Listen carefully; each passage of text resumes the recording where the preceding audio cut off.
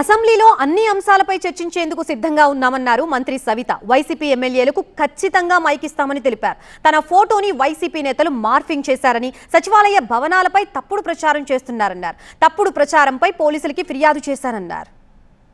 దేనికైనా జవాబు చెప్పడానికి సిద్ధంగా ఉన్నాను.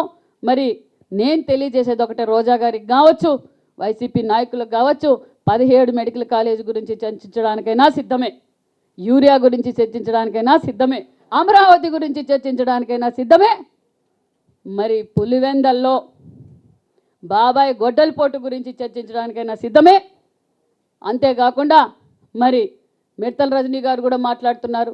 అమ్మ, మీరు కూడా మంత్రిగా పనిచేశారు, ఇంకొక ఆమె కూడా మంత్రిగా పనిచేశారు. మరి మీ డిపార్ట్మెంట్లో వైజ్గా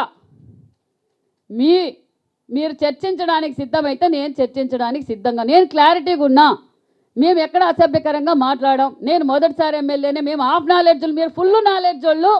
5 సంవత్సరాలుగా ఈ రాష్ట్రాన్ని ఏ విధంగా పరిపాలన చేశారో, ఏ విధంగా అభివృద్ధి చేశారో మీరు చర్చించడానికి సిద్ధమైతే మీ నాయకుడు ఉన్నారు కదా జగన్మోహన్ రెడ్డి గారు, పులివెందుల ఎమ్మెల్యే గారిని రమ్మనండి. మేము చర్చించడానికి మైక్ ఇవ్వడానికి